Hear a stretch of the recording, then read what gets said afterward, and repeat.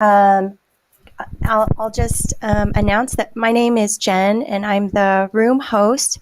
And I just want to remind everybody that this is being recorded. And also, if you would like to ask any questions, please just type them in the question box next to the chat box. And I will tell Kiki at the end of the presentation. She has a Q&A session and she can answer your questions then. Okay.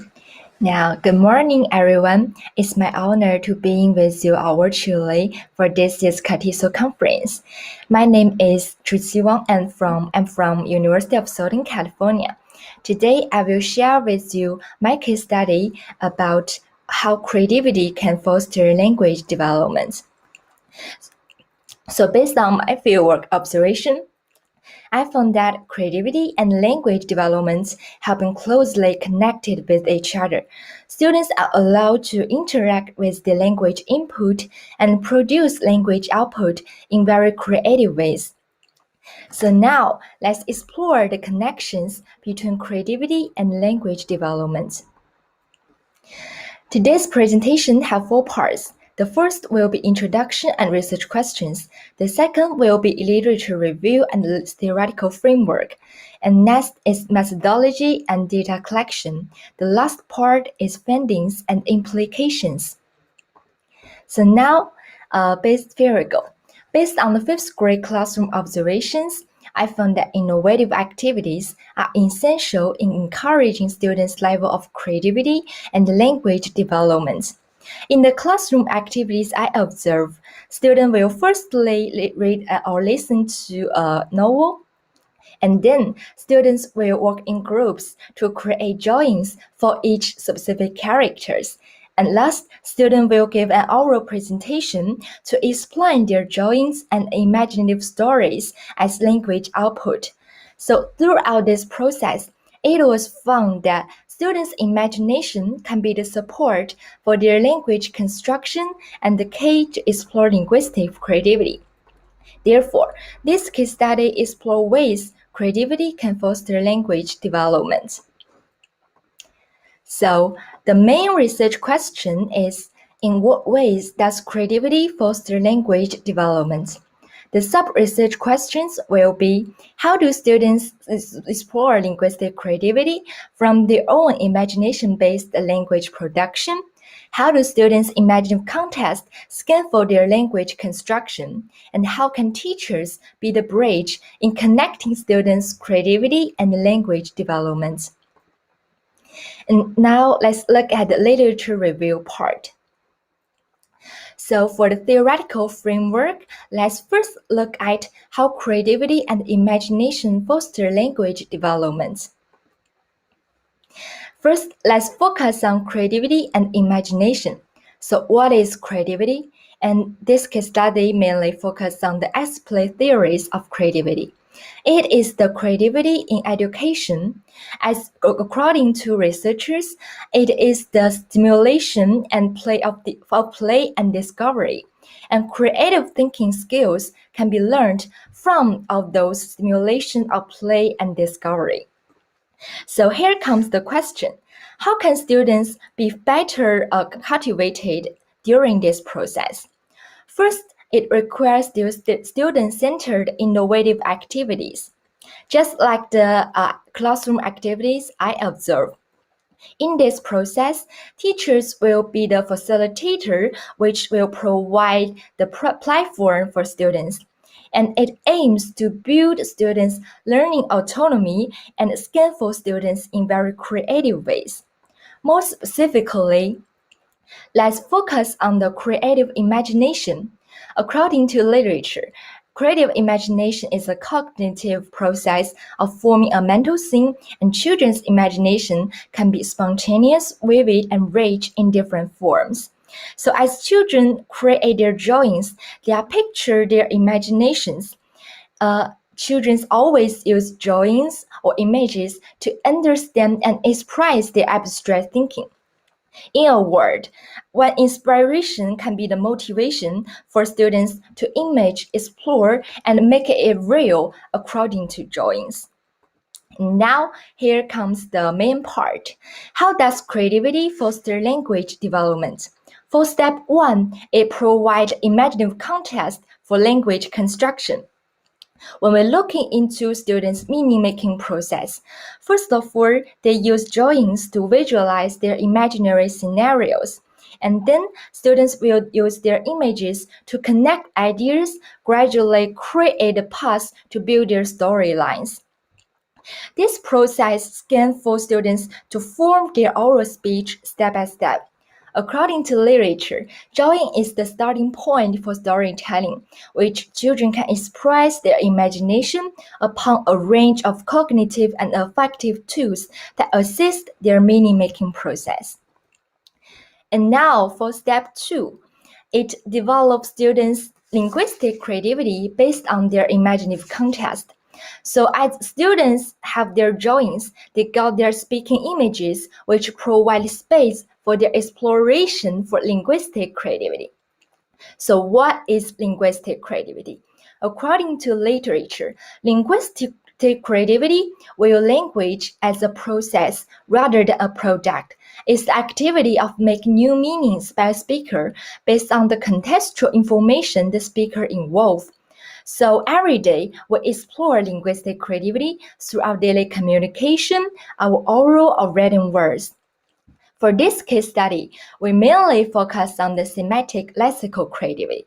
In this case, students are using their imaginary contextual information to create new symbolic meanings for specific lexical collocations as they explain the meanings of their drawing symbols to better illustrate their imaginative stories for the audience. And now, here we see how creativity and imagination foster language development in two ways. And now we will explore how language development circle back to support students' creativity and imagination. So, as literature suggests, there is no function of imagination that is not said or about to be said in language. Imagination never resides in the unsaid.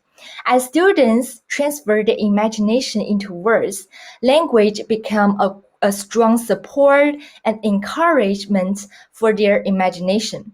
So, in order to build a circle back bridge, innovative instructors are needed to not only provide students with the platform and intentional guidance, but moreover, in looking at the meaningful feedback. So for meaningful feedback, for the first kind of feedback, teachers can provide students with the language feedback, the corrective feedback that will help students to illustrate their language production clearly. And for the second type of meaningful feedback, it focuses on content. Teachers can further inspire students to have more inspirations in order to encourage their creativity and imagination. And now let's look at the complete theoretical framework. So students' creativity and imagination fosters their language development via two ways. First, it provides students with the imaginative context.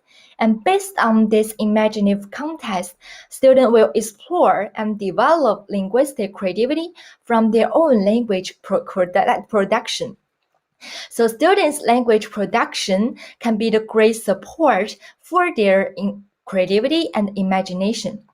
This theoretical framework works as an iterative process. So students not only are using their creativities to foster their language proficiency regarding the linguistic creative aspect. So in this circle, both of students' creative thinking skills and their language proficiency are developed and fostered at the same time.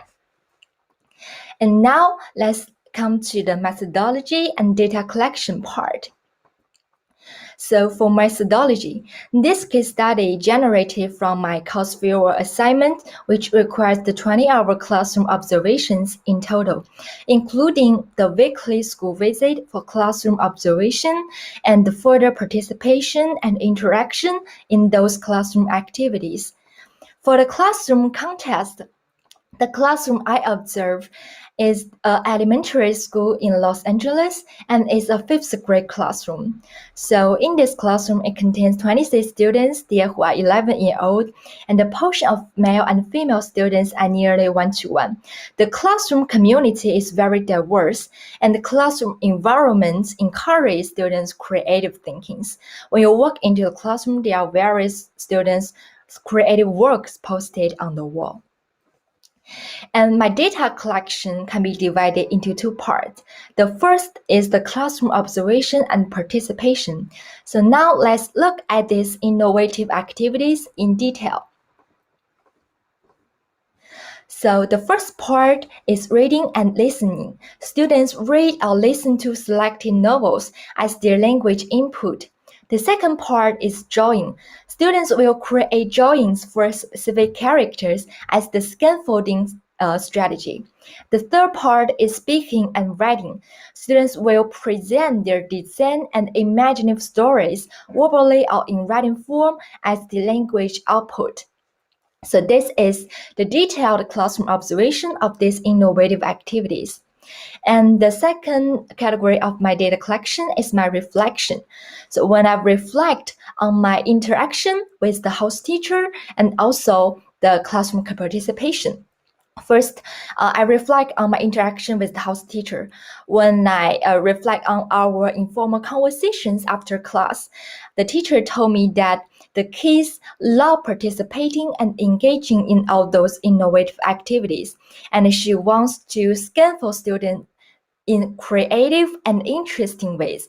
For example, students create a drawing or handmade craft after they read the novel. And second, I reflect on my classroom observation and participation. So I think about how the students react to the teacher's instruction. For the first part, they read and listen and participate attentively in the reading part. And then they collaborate with peers to create drawings. They work in groups and they negotiate for meanings. Usually the same character can have various different designs. And for the third part, students will present their drawings, ideas, and imaginative stories. So throughout the whole process, I see the high engagement, interest, and collaboration throughout the process. And now let's see what I found from my data collection. Let's review the research questions first. The main research question is, in what ways does creativity foster language development? And the sub-research question is, how do students explore linguistic creativity from their own imagination-based language production? How do students' imaginative contests scaffold their language construction? And how can teachers be the bridge in connecting students' creativity and the language development? For research finding 1, creativity can foster language development through two ways. The first is it provides imaginative context. The second is it develops students' linguistic creativity. During this process, we highlight learner autonomy.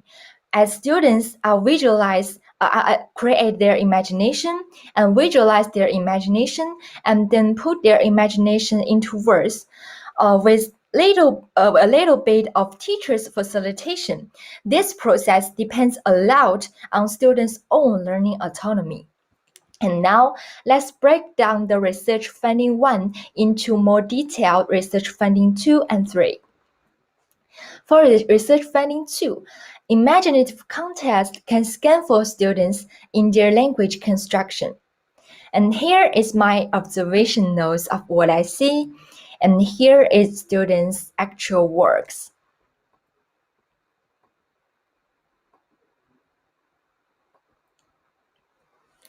So in this process, students got the idea, they visualize their imaginary scenarios, and they use their drawings to assist them in their meaning-making process. Let's look at this concrete example. In this picture, these students created a drawing for the character Papa. And as we can see, he drew the book symbol, the heart symbol, and the army cup symbol.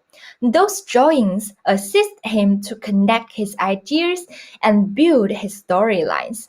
Well, as he talks about the story, he talks about how the soldiers break into the room in order to protect the friends. I read a list which now showing their birthplace and the family works. So as the students exploring his story, he is pointing to the symbols he drew to build his storylines. During the oral presentation, I observed. This shows how his drawing symbols is scaffolding him in his language construction process. And now let's look at for research finding 3, imagination can be the key in inspiring students to explore linguistic creativity from their own language production. So students now have their drawings, they got their imaginary contextual information, and now they are creating the new symbolic meaning for specific lexical collocations. And as we can see in this picture, these students these students are using his imaginary scenarios to create a drawing of firework symbol which represent the character Christie. So based on this student's understanding for the novel and her imaginary scenario, she created a new symbolic meaning for the word firework. She described that the firework is just like the character of Christie's life, which is beautiful and shining even just for a moment. So this shows how she is creating a new symbolic meaning for these lexical collocations. And let's look at more students' example. Students will use the drawing of two running people to represent a character's trait. They use the drawing of the red castle to represent a character's rich family. And students are using the drawing of the sun and clouds to represent a character's love for nature. So all those students are using their imaginary clues to explore linguistic creativity from their own language production. And now let's reflect on those findings. As teachers, we may always find that children are using their language in very creative ways every day in order to express their ideas and imaginations. They are exploring linguistic creativity in various forms, either consciously or even unconsciously. At this point, we teachers should think about how to be the bridge in connecting students' creativity and language. And also, we will think about how to make students to become more aware about their own thinking, how they explore linguistics from their own language production to help students engage in this literary process. And here are some practical ways in connecting creativity and language development. For topic selection, teacher can select the contents which encourage divergent thinking to provide students with proper space for their imagination. And for activity design, teachers can use creative scaffolding strategies and in-time meaningful feedback through the process to scaffold students well and provide students with feedback in time. There should be differentiations during each part of activity that align well with students' multiple intelligence. And for the imaginative reflection, at last, teachers should provide students with some basic knowledge about linguistic creativity. For example, teacher can let students reflect on the whole process and further cultivate their metalinguistic awareness. That is to say, to let students learn how to learn and to let students be aware of what they are thinking during this whole process. And for some online class tips, so first, teachers can use multimodal tests. They can use the visual, audio, video, and text as the teaching materials to encourage students to open up their imagination. And for more, teachers should encourage students to produce multimodal creations. For example, students can use various online platforms and resources to create multimodal creations, which this is something more than drawing. And here is an example of the multimodal test teacher can use. This website is called Teaching Reading. And here is another website called Brainpool. This allows students to have the opportunity to create their multimodal creations. As we can see, they can make a map, they can make a movie, or they can make a graphic organizer. And now let's integrate all those components and looking at a concrete activity. The topic is Alice in Wonderland for bridging level students. So first is the input part. Students will receive multimodal and comprehensible materials from various websites or apps. And then is the scaffolding part. Here, students will work in groups to create multimodal creations to express their understanding about the test. For example, they can create a drawing, they can create a poster, a PowerPoint, a handmade craft, a role play, a song. Students can either to create something in person or they can use the online technology to create. And then is the output part. So during this part, students will present, explain their creations and imaginative story and receive meaningful feedback from the teacher. As I mentioned before, this meaningful feedback can be divided into two categories. It can be the creative feedback regarding the language, or it can be teachers' further inspirations regarding the content to further encourage students' creativity and the imagination. And for the last part is the imaginative reflection part. So in this part, teacher can review the process with the students, asking some critical or reflective questions and introduce students some basic knowledge about linguistic creativity. So here comes the inspiration time. Students will reflect on the whole process and they can share their reflections or their thoughts, ideas with their peers to explore how they are exploring the linguistic creativity in this process from their own language production. And when we're looking at this activity, we will look at the Bloom taxonomy for this activity. So it moves from the lower order thinking skills to higher order thinking skill. So when we are talking about the creative scaffolding strategies, like the teacher will encourage students to create drawings or use multimodal creations, we are actually looking at how to scaffold students from the lower order thinking skill to higher order thinking skill. With this scaffolding strategy, students will have the opportunity to generate deeper understanding of the test, and moreover, they will have the opportunities to apply, analyze, and create something for the test. So this scaffolding strategies, students' multimodal creations are focused on the higher order thinking skills of Bloom taxonomy when we design an activity. And now let's look at more online resources for creating the digital multimodal creations. So we can use different websites to create like multimodal creations, posters, pictures, videos, chantings, comics, crafts, and graphic organizers. Students can use all those websites to create multimodal creations and to show their understanding about the text they are reading. And all those websites are designed to further encourage students' imagination and creativity.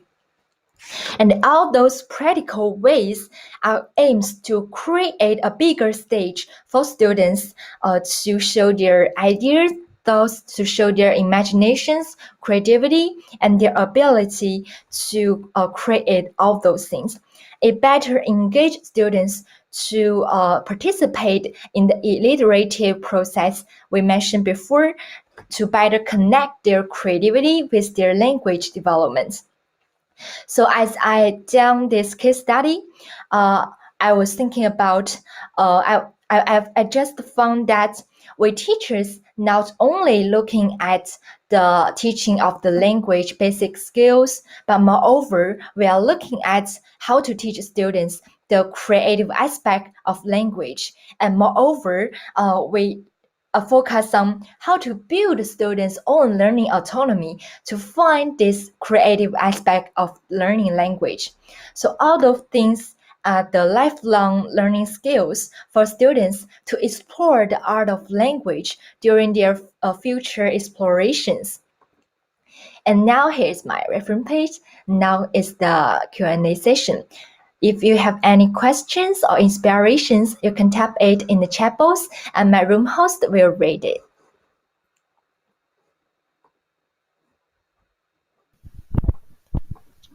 Hi, Kiki. While we're waiting for some questions to come in, I put my own question. So maybe we can add. I'm curious about all of those websites, which look great. I teach adults, but I think some of that could be great for adults too. And I'm wondering do you know if those websites are free or which ones are free? Yeah. For the websites, I recommend here is all free for students to use. And basically, most of websites are free or have some free part or pay part, but you can use the free part as much as possible. Okay, thank you. And I don't see any questions yet, but you definitely have a few great job comments. Yeah. And I want to add that for all those websites, as I explore it, I found more possibilities for the online learning resources. For example, the Brain Pool, it allows students to create various multimodal creations, and this website invite all those activities while during the class. And for posters, pictures, videos, or Chinese comics crafts, all those websites can provide students with a great experience to use it and create something. And as I observe in my placement side, I found that students are very familiar with how to use all those websites or apps. At the beginning of the class, the house teacher only need to put links in the chat box, and the students will smoothly proceed all those activities, and they can use their creativity and imagination during the class. And it's very efficient and maybe open up for more possibilities for future learning.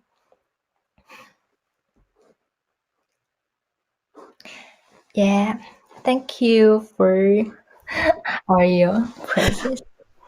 Yeah, you have a lot of positive feedback from your listeners, and I'm writing more questions already. Okay. I had a lot of questions, but could you tell more about the imaginative reflection? Like, what kind of questions does the teacher ask, or how does that part work?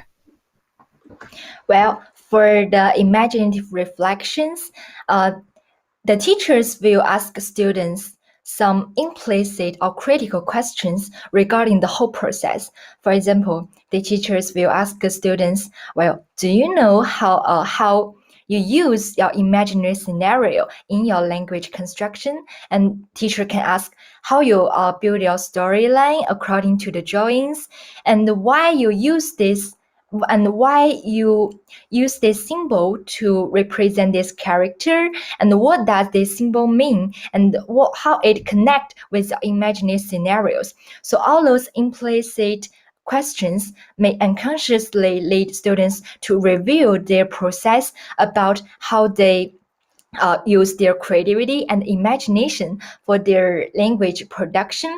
They can think about the process, and they can talk it and discuss it with their peers to share their ideas. So they may learning unconsciously about how they exploring linguistic creativity in this process.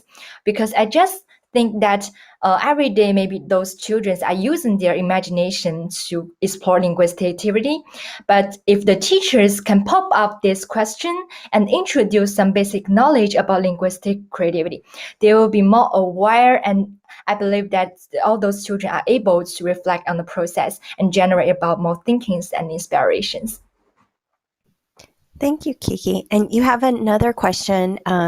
Says, just as a thought, do you have any suggestions on how to support teachers to know how to scaffold students and provide meaningful feedback effectively? Yeah, this we will looking at the concrete activity.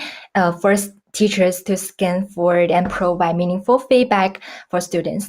So first of all, teachers should select the platform for students to create their multiple creations.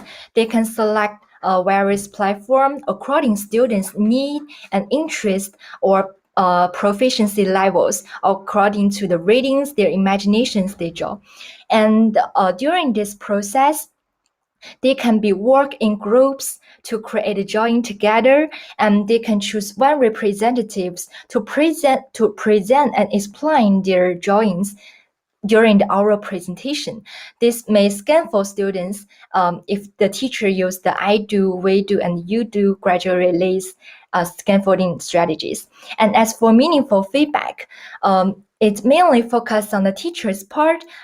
Teachers can provide language feedback through corrective feedback, and teachers can further inspire students to have more inspirations. And also, we can looking at the peer feedback. So after each group's presentation, students can provide their peers with more further inspirations, or they can generate questions. So the teacher's feedback and peers review feedback can form the meaningful feedback in this process to further foster students' creativity, language, and language development.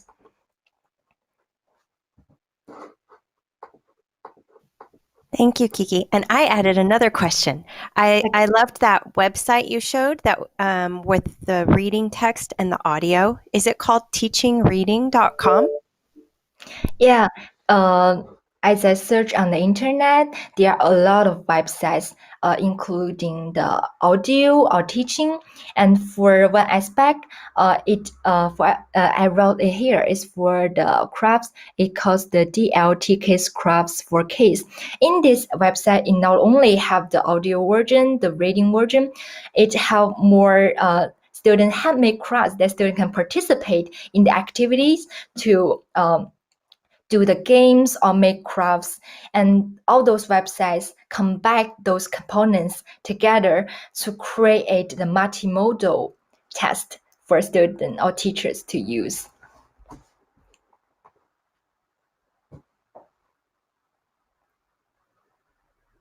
Is this answer your question? Yes, thank you.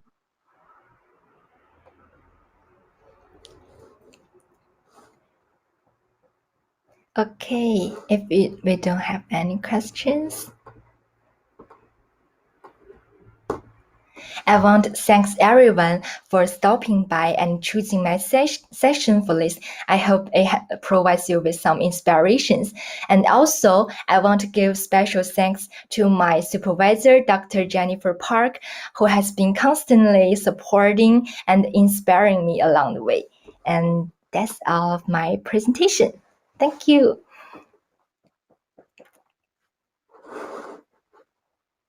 Thank you, Kiki.